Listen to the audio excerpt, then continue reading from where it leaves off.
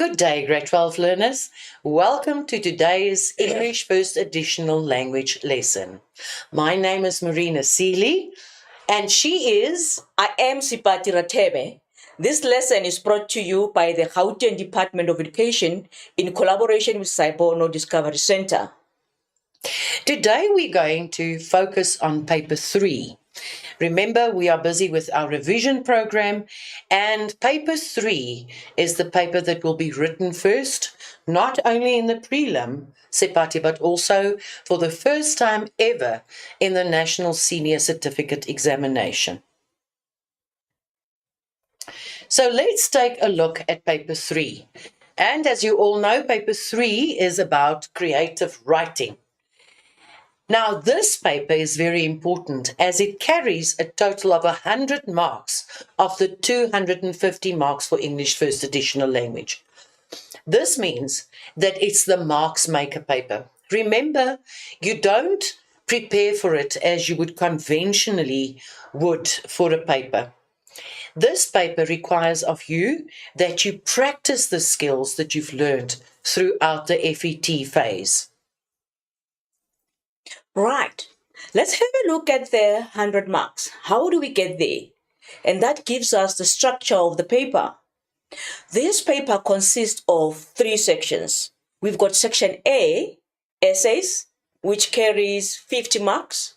We also have section B, which is our longer transactional text, and that carries 30 marks. And then lastly, we do have section C, which is our shorter transactional text, and that carries 20 marks. You have to complete 1 question from each section, which means 3 questions in total. Yes. 1 from section A, 1 from section B, and 1 from section C. Right, let's have a look at the layout of the paper. Your essay must be 250 to 300 words in length. It is very important that you adhere to the required length. You must plan, e.g., you've got to use the mind map, diagram, a flowchart, keywords. You also need to edit and proofread your work. The plan must appear before each text. All planning must be clearly indicated as such. It is advisable to draw a line through all planning. You are strongly advised to spend approximately 80 minutes on section A, 40 minutes on section B, and 30 minutes on section C. Which means in your preparation and practice, you should practice previous question papers and give yourself the 80 minutes, 40 minutes, and 30 minutes to practice timekeeping and time management. Let's take a look at section A, yes. The essay.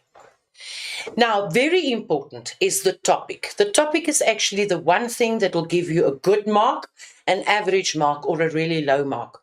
Read the requirements for each topic carefully during the 10 minutes reading time. You go through all of them, you select 1 or 2, and then you follow up with a topic that resonates with you. Mm-hmm. What that means is the topic actually speaks to you. It excites you. It means that you have prior knowledge. What does that mean? You know something about the topic. Yes. As well as vocabulary. You can't write if you don't have the appropriate words. The visual stimuli topics are always a winner here. Mm-hmm. And remember, for the visual stimuli, it actually refers to the pictures, of which you will get 3 pictures. You don't have to refer to the whole picture. You can refer to an element in the picture. But for that, you can refer to previous PACAMA presentations where we actually went into it in more detail. It's also important to use your senses, your sense of sight, your sense of smell, your sense of touch. And as you use these senses, you actually build on your vocabulary. You add tonal value to your writing, which would enhance your writing ability. Exactly. This will help you to be more descriptive. Let's take a look at the writing process. Would you please give us a quick recap? Right. The first thing that you need to do, you need to read the topics. It is important that you get a better understanding of all the topics that would be given. And then you choose the best one you want to write about. It must always be the best one. Brainstorm the topic. You need to plan the content. You also need to put together the paragraphs. And then you write your essay. Most importantly, you also need to proofread and edit your work. Now, this rubric might seem familiar to you. Hopefully, your teacher included a rubric like this after every essay that you have written or practiced. You will be assessed according to this rubric. In other words, single marks are not added or ticked. Here you've got a rubric. And I would suggest that you actually look at the rubric in preparation for your exam. Look at previous essays that you've written and see what marks were allocated to you. And that will give you a good indication of what else you need to work on in order to improve your writing skills. Yes, that is very, very important. You need to understand the rubric because it will actually help you in writing a good essay. You will be addressing all the descriptors that would be indicated in the rubric. Then very important, brainstorming. We talk about that a lot. Yes. Brainstorming and planning. And usually learners ask us, does planning count? Planning doesn't count in the literal sense. But I always say, if you plan to fail, you fail to plan. Yes. Or if you fail to plan, you plan to fail. And that is just terrible. So we are not saying that you have to write down everything that you planned, but it's always a good idea to actually just let your mind go. Remember, this is creative writing, and see where it takes you. Yeah. And if your planning and your final presentation differs slightly, it's not a train smash. They are not going to fail you because of that. But let's take a look at brainstorming. Brainstorming basically means that you write down random ideas as they pop up in your head. And they don't really always have to make sense. From there, you can do your planning because then you can group ideas and then choose the best ones. In other words, you don't have to write or include everything that you did in your brainstorming. There you select the best things and then you can use that effectively. So you group them together. It is best to have 3 or 4 main ideas, and those you can extend into paragraphs. Yes. After this process, you are ready to write the introduction and lastly the conclusion.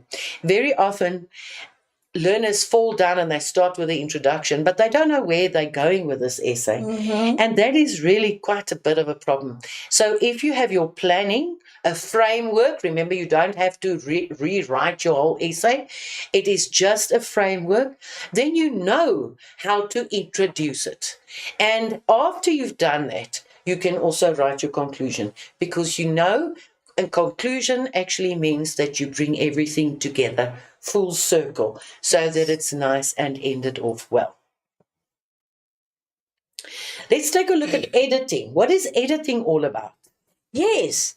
Remember, we said it is very important for you to proofread and edit your piece of work. What do we mean by editing? What does that mean? You will most probably not be able to rewrite your essay.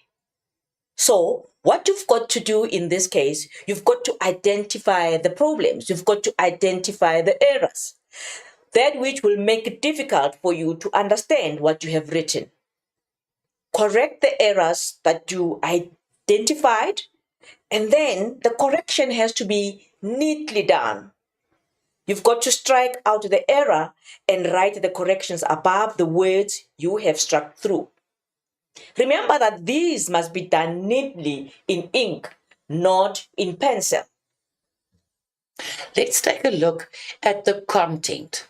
Now, here we refer to what you have written. And the first thing that comes to mind is register style, and tone. But Sipati, that reminds me, register and style seems familiar. Where have we heard this before? Ah, I know, in paper 1. Do you see how the skills that you learn in paper 1 can actually be used in paper 3? So register refers to whether a piece of writing is formal or informal. Now, in the case of paper 3, we must always remember this is still formal writing. So there are a couple of things that you need to keep in mind. Do not use contractions. Rather than write won't, you should write will not. Can't, cannot, it's, etc., etc. Do not use language that you would use in a short cell phone message, SMS, such as on WhatsApp or Snapchat. That is not acceptable at all. Do not use slang. Like gonna or wanna or bro. Yeah. Instead of that, rather. Exactly. That is just not appropriate. So try and keep away from that. And remember, this is across the 3 questions. It's not limited to the essay only. Yes. Do not use profanities. What's a profanity? It is a swear word. Swear words are not appropriate in formal writing. Come to think of it, in any writing or speaking, as a matter of fact. Then, the sentences. Remember, when you write, it's made up of sentences, of words. And a sentence is a device for taking a thought for a walk. Isn't that a nice thought and a nice concept? It's very important that you vary sentence length. A long sentence very often loses impact. In other words, you write one sentence, one paragraph. We have seen that before. And by the 3rd line, the marker has no idea of what you wanted to say. So vary the sentence length. Too long becomes tedious. Too short is also a little tedious because it's like shots fired. But it doesn't really make sense.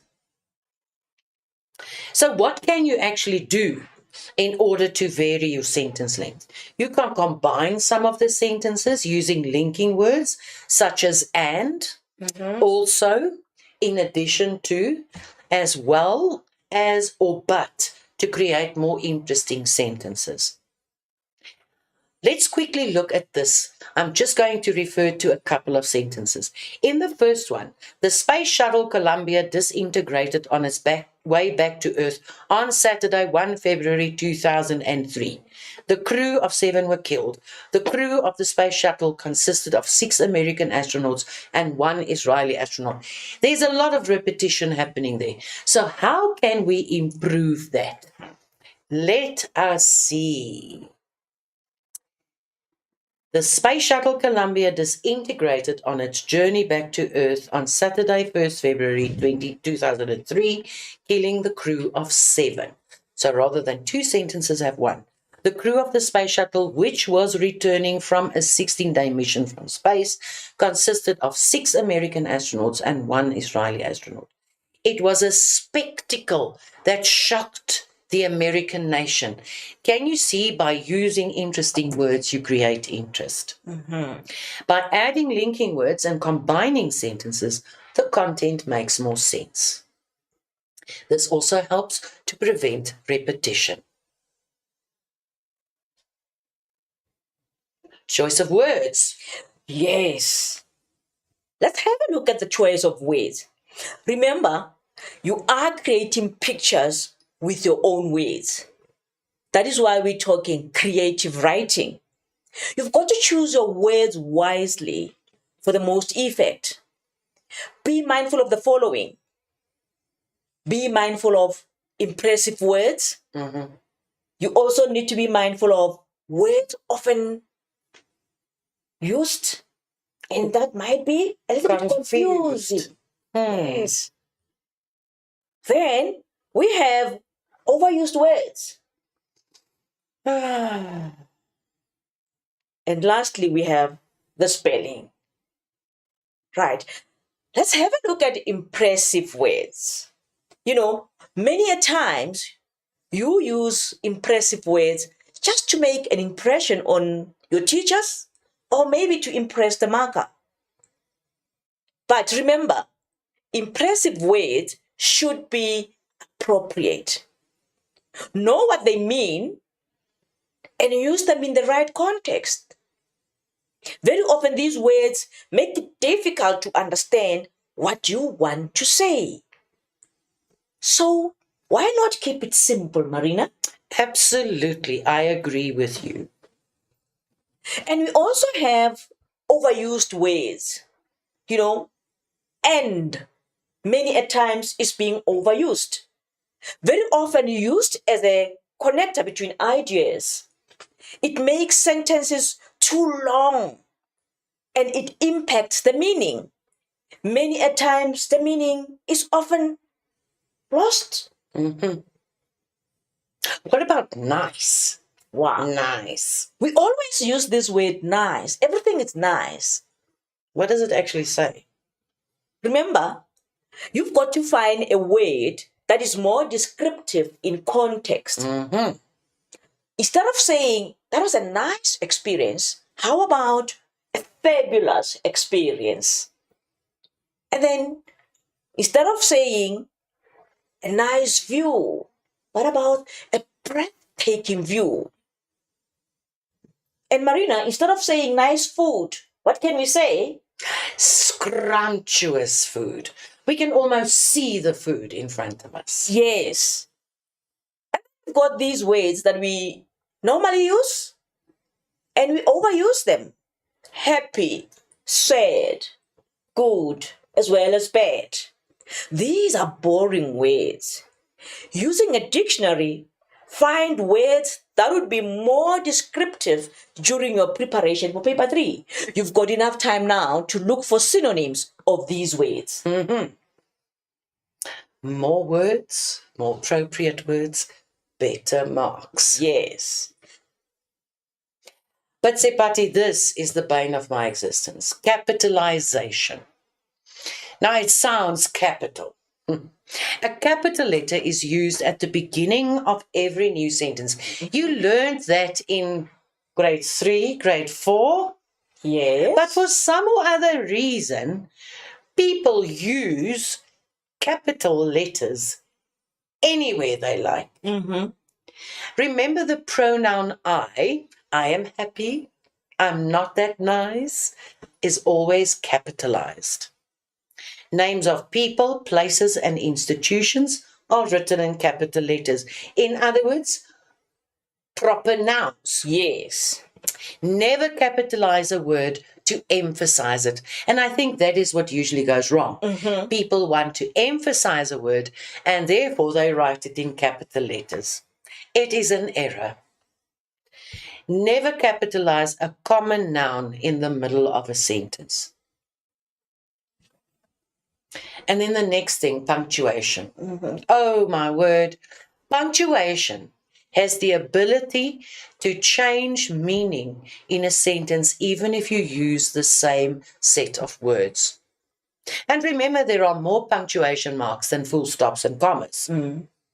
A full stop is used to indicate the end of a sentence or idea, and a comma is used to indicate a pause, to clarify the meaning of sentences, and it might also indicate extra information. Punctuation marks give meaning to sentences and very often carry tonal value. Now, tonal value refers to the emotion that is attached to what you want to say. For example, if someone is angry, he might shout. And how do we indicate that? By the exclamation mark. And that will help the reader understand the speaker's emotional state. Quotation marks are used to indicate direct speech. When you choose a narrative essay, then very often you might need to use direct speech because you might have characters that need to speak, and therefore you would use quotation marks. Yes. Let's get to the final remarks. After all said, what is it that you need to be aware of? You've got to make sure that you keep the suggested number of words. Remember, we said in an essay you are expected to write only 250 to 300 words. You should not exceed that. You need to adhere to the required length. Thereafter, you need to indicate the number of words neatly at the end of your essay. And do not think that you can write down number of words and then keep on writing. The markers do count the words, by the way. Yes, they literally count each and every word. So you've got to be very honest when you write the total number of words that you have used. Make sure that you strike a line through your planning or your first draft. You also have to make sure that you wrote the corrections in pen, not in pencil, if you struck out any errors in your essay. You've got to draw a line at the end of your final essay. This will help the marker to know that it is complete. Remember to start section B on a new page. You also need to start section C on a new page. Let's take a look at section B, the longer transactional writing. Now, longer transactional writing is section B, and it's made up of 3 categories. Category A, B, and C. Let's take a closer look. Right, let's have a look at the exam instructions for this section, which is our longer transactional text. You are expected to choose only one longer transactional text from the ones given. You will be given 4 questions and you are expected to choose only one. The body of your response should be between 120 to 150 words in length. You've got to write down the number and the heading of the text you have chosen. For example, 2.1, a friendly letter.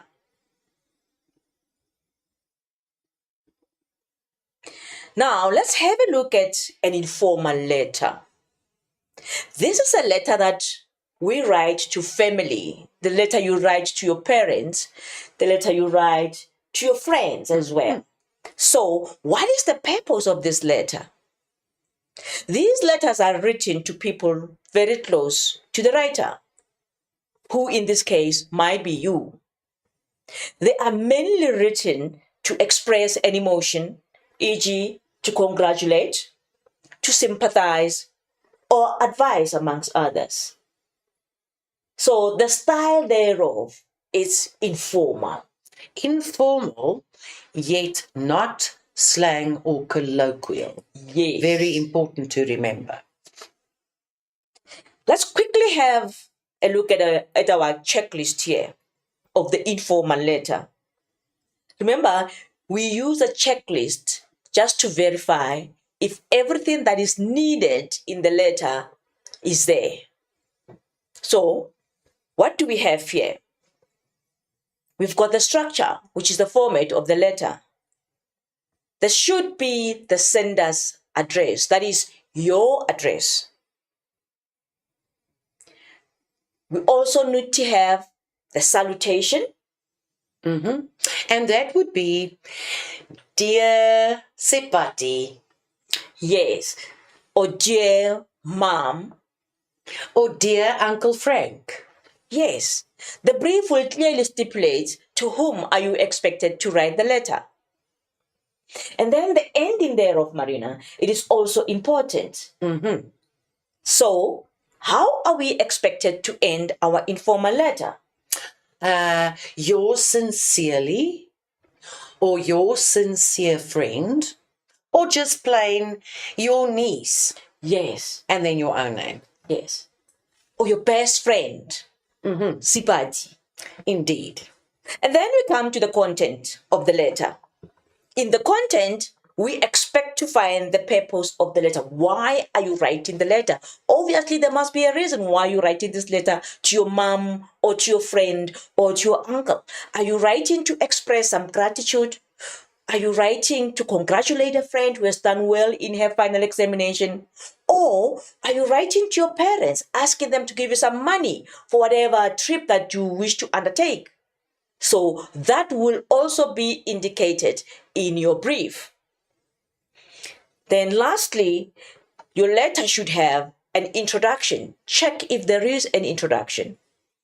It must have a body and it should have a conclusion as well.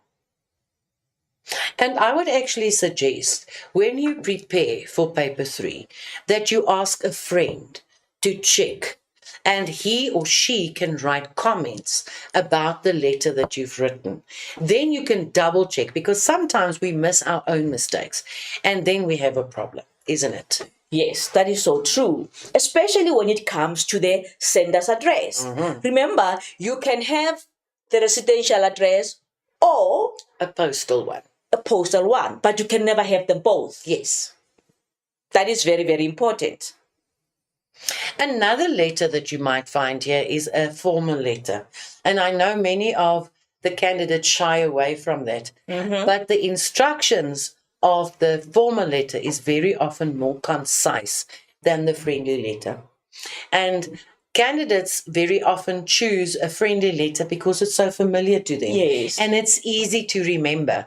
But the problem is you need to read your brief very, very carefully so that you actually cover all the aspects that are required. If you don't, it actually implies that you digress from the topic or you can even misinterpret the topic, which would cost you marks. So a formal letter could be a letter of request, a letter of application, something that you might have to do in the near future, a business letter, a letter of sympathy, we all have to write those, a letter of congratulations, a letter of thanks. It could also be a curriculum vitae and a covering letter. It's just very important when you select this topic that you have to have both the curriculum vitae and the covering letter. And remember, you must still keep within the number of words, which is quite tricky. Then also the letter to the press or an email. It might also be a review, either of a book or a film. For the purpose of this presentation, we are touching on the most common ones that usually comes around. But please do not ignore the other formats. The most important thing for the formal letter is, I think, the subject heading. Remember that if you write a letter of complaint, it must be about something specific. And you are sending it to someone specific who could help you solve the problem. And for that reason, you need the heading or the subject line so that the receiver or the recipient of the letter would know exactly what this letter is about. Time is money. We can't waste time trying to figure out what a writer wanted to say. So what do we look at? After the salutation, you skip a line and then you write the subject heading. Now, the subject heading is a one-liner that summarizes the contents of the letter. Short and sweet, directly to the point. Underline the subject heading if it is written in small letters. For example, complaint, service delivery. Short and to the point. You don't have to explain yourself because remember the body of the letter is meant for that. So let's take a look at the body. In paragraph 1, you might want to mention the reason for the letter very briefly and to the point. In paragraph 2, you will expand the reasons for the writing of the letter. So each aspect of complaint needs to be mentioned, clearly explained, and it's also advisable that you give evidence. So if you are talking about a complaint about service delivery, you might say, our trash cans have not been emptied for 3 weeks, and this is causing a health hazard because it attracts rodents, which could be quite dangerous for your health. And it is also very stinky. There is a pungent smell in the air because of all the trash that is kind of lying around. So you see, you mention something, you give evidence for why you are saying that. And then in paragraph 3, you might want to make suggestions for improving the situation. And there again, we have a checklist. As Sepati said, a checklist is there for you to actually check whether you have covered everything that was mentioned in the brief. Now, you will see the difference, and we are mentioning that again in the next slide, that there's 2 addresses and not only one. So on the right hand, you've got the sender's address. That is you, the person who's writing the letter. Yes. And then there's also a recipient address. And that is the person who it's addressed to. Then very important, the salutation. And in this case, it's very important that you say, dear ma'am, or dear sir. Very often we find that we have dear ma'am / sir, or vice versa. It's very important that you choose either one of the two. If the brief tells you that you have to address this letter to a specific person, then you will say, dear Mr. Jones, for example, or dear Mrs. Chabalala. There you can be specific. But otherwise, it doesn't matter. You can address a dear sir or dear madam, but just not both. And by the way, leave out the colon in any salutation. So you won't say dear colon and then the name of the person that it's addressed to. The subject line or the heading is extremely important. And then there should be an appropriate ending. Sepati, how shall we end the formal letter then? Yes. Remember you spoke about the brief, which might say, you writing a letter to Mr. Chabalala, or you writing a letter to Mr. Jones. In that case, your salutation would be, dear Mr. Jones, or dear Miss Chabalala, or dear Mr. Chabalala. So how are you expected to end a letter like that? You might want to say, yours faithfully. Because remember, you can't say your friend. He's not your friend. No. You can't say yours sincerely. It has to be yours faithfully because it is done in trust. Yeah. Not true. Right, so that would take care of the ending. And then afterwards, you leave a line open. Remember, you have to sign the letter if it's formal, followed by your name and surname, or if you want, an initial and surname. If it's a letter to the press, you might want to use a pseudonym. And a pseudonym is just a name that you choose. You don't want to be mentioned or identified. So you create a name for yourself, a pseudonym. Key aspects of the letter has been clearly stated. That's extremely important. And then make sure that each aspect was fully explained with evidence attached. Remember that planning and drafting produces a well-crafted text. And for the formal letter, you can actually get 30 out of 30. Indeed. It's very easy if you just follow the instructions. You don't have to be smart. You don't have to use impressive language. Straight and to the point. Because what is the purpose? You want a problem solved. Indeed. Right. Let's quickly recap the format of both formal and informal letter. Let's have a look at the informal letter. The following aspects must always be included in the format of a friendly or informal letter. These must be. It is not may, it must be there. The sender's address must be there. The salutation must also be there. We also need to have an ending, an appropriate ending. Let's take a look at the differences between the two. In the informal letter or the friendly letter, there's one address. Remember, we said that in the formal letter, you have the sender's address, you, and then the recipient's address, the person whom the letter is addressed to. Remember that your salutation must be effective. We don't choose slash, we choose either sir or ma'am, and then make sure that there's a subject heading. And those are actually the most important differences between the two. And then, of course, the ending is slightly different. Both of them can actually have 3 paragraphs. The one to introduce, the second to expand, and the third one to conclude and give solutions.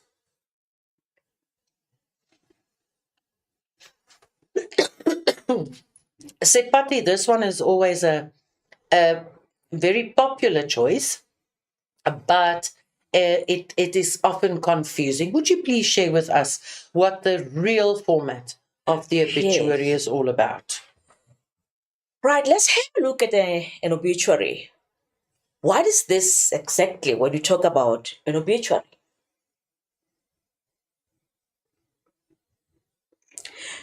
An obituary is a notice of the passing of someone known by the target audience. It also includes the cause of death as well, and the funeral arrangements.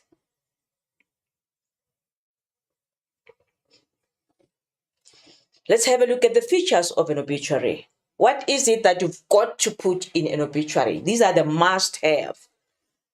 We need to have the full name of the deceased. We also need to know the date of birth.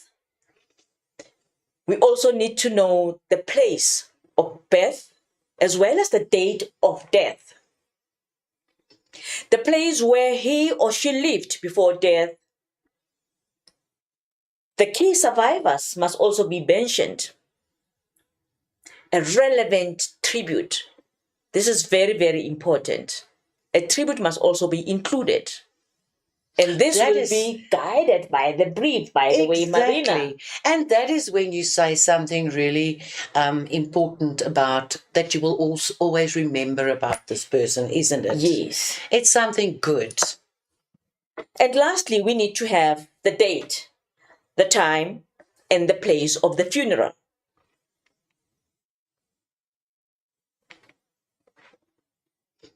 Now, here is a little conundrum.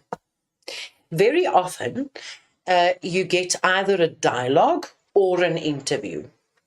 Let's just make sure what the dialogue and the interview are all about. Sepati, would you share with us what a dialogue is? Yes. A dialogue is a conversation between 2 or more people.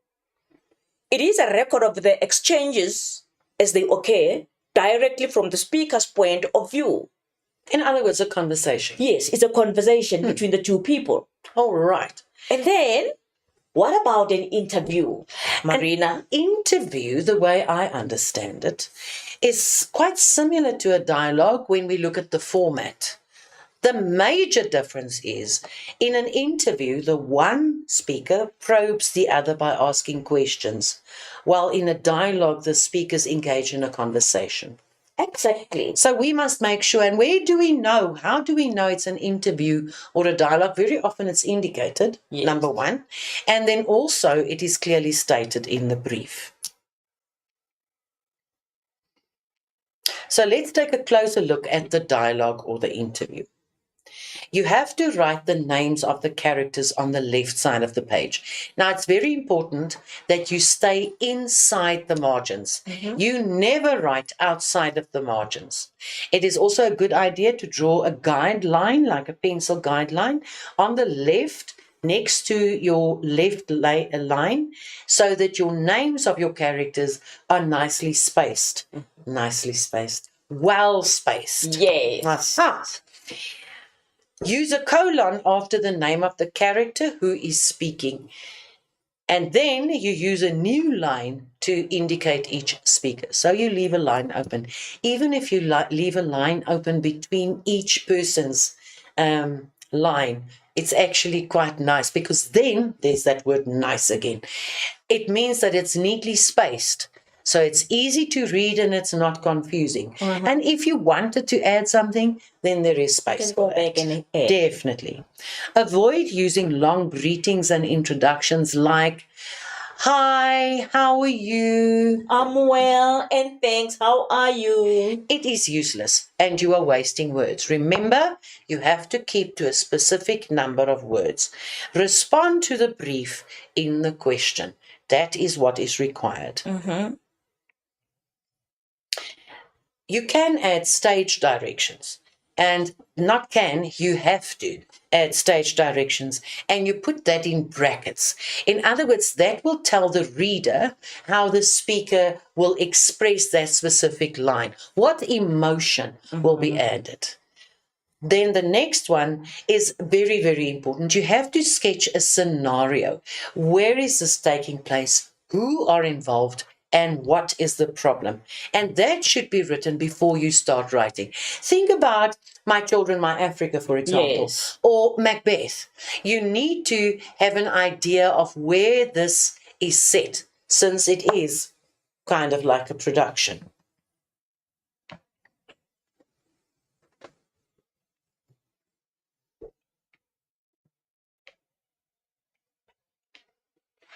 We seem to have run into a little bit of a technical challenge. Right. Can we take a 2 minutes break? It looks like we've got a technical error here. The technical team can come and assist us here.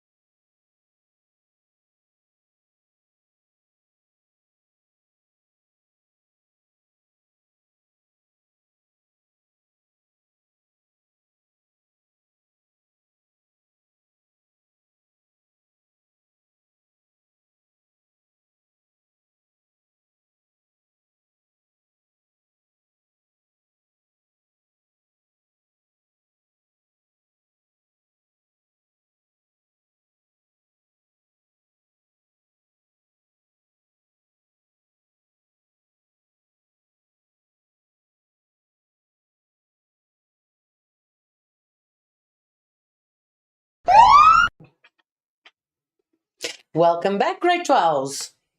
Yes, welcome back. Let's have a look at the exam instructions now. I suppose this is for section C. Yes, it is for section C. Remember, even in this section, you are expected to choose only one shorter transactional text.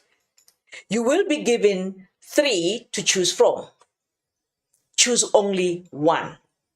The body of your response should be between 80 to 100 words. It is important that you adhere to the required length. Write down the number and the heading of the text you have chosen. For example, 3.1 invitation card. No marks are awarded for pictures or sketches. Oh, but I suppose it's because it's creative writing and not an art paper. Yes. So don't waste time on it. Right, let's have a look at the advertisement, a flyer, or a poster. Marina, what is it that we need to do when we write these?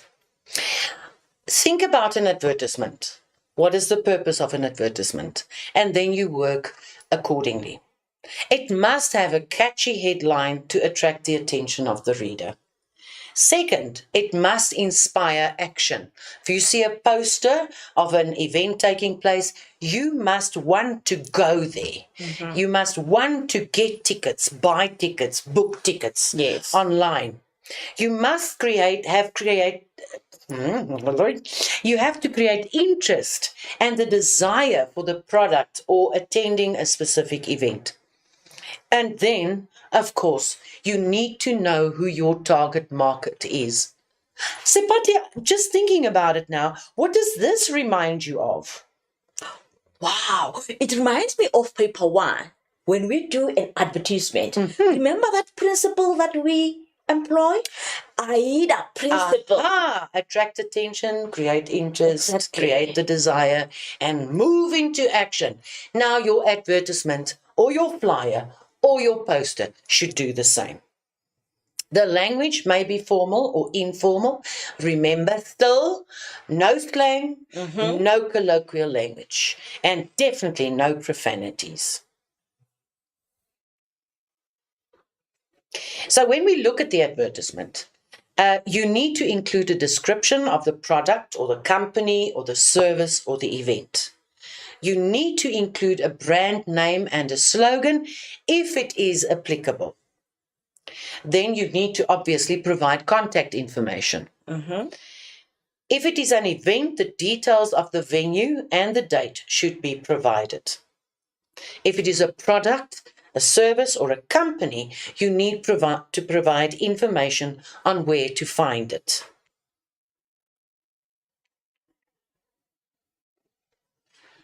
What about an invitation? I know she is a party girl. She likes organizing events and she definitely likes attending events. Yes. But let's have a look at how do we write an invitation. The first thing that you've got to do, you've got to read the question carefully and identify the subject of the invitation. E.g., is that a wedding or a graduation ceremony or a birthday party? You've got to include the subject of the invitation. Remember, people would love to know the nature of the occasion. That is very, very important. Are they attending a wedding? Are you inviting them to a birthday party or just a graduation ceremony? Most importantly, you also need to include the date, the venue, and the time at which the occasion will start. Remember, an invite without a date, that's a bit confusing. An invite without the venue. People might get lost and wonder where are they supposed to gather. And then what about the time? Anybody and everyone will come at their own time. And will that make your occasion a success? I don't think so. Definitely not. You also need to include the RSVP. That is the contact details for confirmation of attendance. That is also important, Marina. Extremely important. And what about the dress code? That is a must. Remember, we've got dress code for different occasions. You don't want to rock up in your colloquial language with a denim and a t-shirt when it is a formal function and it requires a tuxedo and a ball gown. So you need to be specific about the dress code. And of course, any other relevant information can be included. Like a theme. Let's say most of the events these days carry a theme, and that could also be included in your invitation. The next one up is the diary entry. Now, a diary portrays the daily events and feelings of a person, so it's personal. It's a personal piece of writing where one's experiences, emotions, thoughts are recorded and provides an opportunity to pour out. That is when you sit on your own and you write down, you reflect on what you've done throughout the day. How do we write a diary entry? Now, very important, you have to include the date and the day, or both, and they must be written at the top of the diary entry. You also need to provide a salutation. You may create a specific name for your diary, like Dear Kitty, or you can just plainly say, Dear Diary. Yes. The entry needs to be in the first person, and it needs to be written in the present tense unless events have already happened. So when you are reflecting on it, then it might happen again. You have to use the past tense when you reflect on what happened before. It's also very important to note that the brief will tell you whether you need 1 or 2 diary entries. And you need to make sure that you know when the first one is and when the second one is, and change the date accordingly. The other important thing is you still have the limited number of words. You don't get to write 80 to 100 for the first diary entry and 50 to 100 or 80 to 100 for the second one. It is 80 to 100 for both. Yes. So you have to be short and to the point.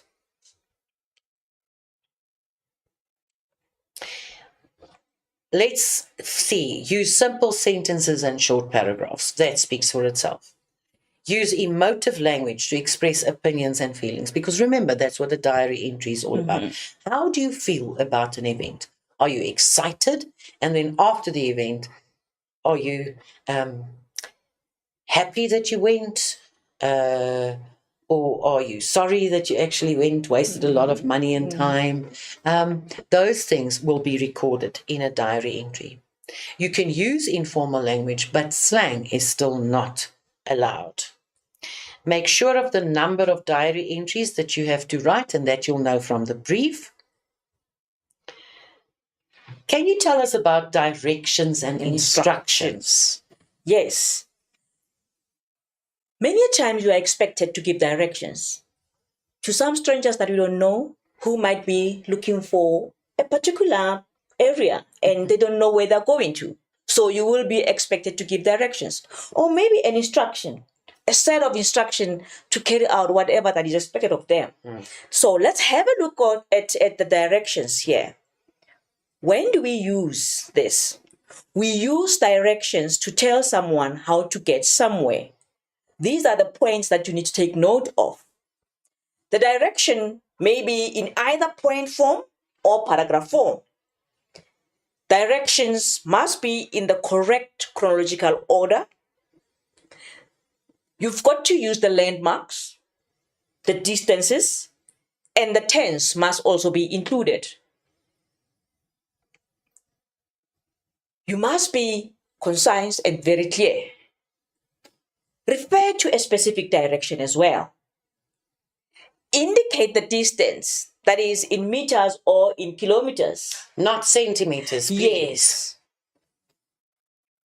And what about instructions? Because every day we are expected to carry out some form of instructions. The paper actually started with a set of instructions. So let's just recap quickly. We give instructions when we describe how something should be done. And then, a very important, is that when we give instructions, we have to keep each instruction short and simple. People need to understand them. Write each instruction as a step. Therefore, you are going to have one main idea per step. Start each instruction with a verb. In other words, what do you need the person reading this to do?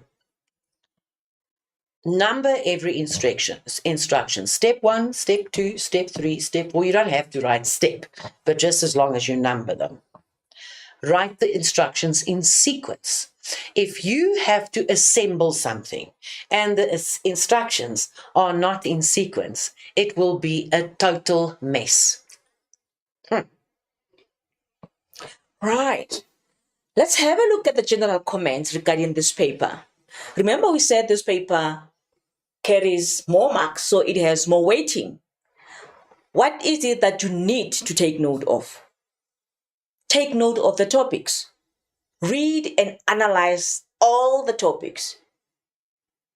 You also have to take note of the length. Remember we said you've got to adhere to the required length in each and every section. For section A, you've got to stick to 250 to 300 words. For section B, you've got to stick to 120 to 150. to 150. And then for section C, you've got to stick to 80 to 100 words.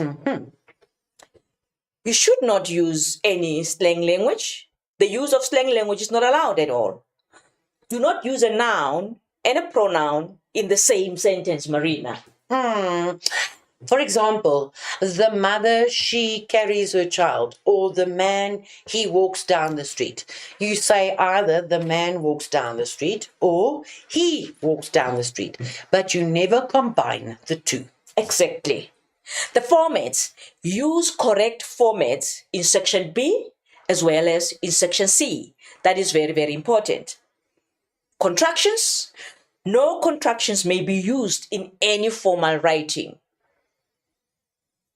Avoid writing too long sentences. And you also need to cancel the rough work or the first draft. What is it that you can come up with as suggestions for improvement, Marina? I think the most important thing is to adhere to the required length. Remember, the more you write, the more mistakes you make. Follow instructions. For example, if it is required that you provide a title, then that is what you need to do. Respond to the brief. And here is where you take out your highlighters and you highlight what you need to cover so that when you check whether you've covered everything, that it's there. Do editing in ink, very important. Write legibly. Remember, your marker marks for 10 hours a day. By the end of day 3, they don't feel like trying to analyze what you were trying to say. Pay attention to spelling, punctuation, capitalization, all those basic grammar things. Avoid using slang. We repeat that so often. And I want to include profanities because it's really terrible when you read something and you blush because the words they used were terrible, horrible. Yeah. Try and avoid that. Use the correct way of breaking words up at the end of a line. Even if it means you leave open a little space, remember, exam time is not time for saving paper. If you want to save paper, plant a tree, but not in the exam. Use the space that you have available. Include the number and the title again when writing the final piece. Refrain from using a slash between a choice, for example, his or her. Then also, what can the recommendations be for this paper, Sepati? You need to analyze the text. That is very important across all the sections. For section A, you need to analyze the essays. For section B, you need to analyze the brief, as well as for section C, you need to do that analysis. Then you've got to identify the key words and stick to the guidelines given. Edit the writing piece thoroughly. Check it at least 3 times. The draft must be edited so that it does not look like an identical neat copy. Study all formats. Remember, in section B, we've got so many longer transactional text with different formats. As well as section C, we've got different shorter transactional text, which also have different formats. So it is important that you know formats of different genres. You've got to use the appropriate format for different genres. Indeed. Make sure that you wrote the corrections if you struck out any errors in your essay. Remember, we said that that has to be done, but it has to be done in pencil, not a pencil, but a pen. Draw a line at the end of your final essay. And if you do that, that will definitely help the marker to know that it is complete. Yes, they don't have to look for for the rest of it on the next page, which sometimes do happen. Remember to start section B on a new page. You also need to start section C on a new page. The best way to remember that is actually to start at the top of a new page so that you know that it's a new page, new start, because every section will be marked by a different marker, and that will make the marking process a lot easier. Yes. We must remember paper 3 is a marks maker. Do your best, be prepared. How do you prepare? Practice. Practice previous papers and be creative. Sleep well before you write this paper. Luckily, you start your exams, both the prelim and the finals, with paper 3. Your brain needs to be fully awake and alert. You can't go party the night you write before you write paper 3, thinking that you didn't have to prepare. You have to sleep well because your creative juices must flow in that exam session. Be creative. Think outside the box. And then enjoy the process. It is so much fun. And then good luck. Good luck, class of 2024. Thank you.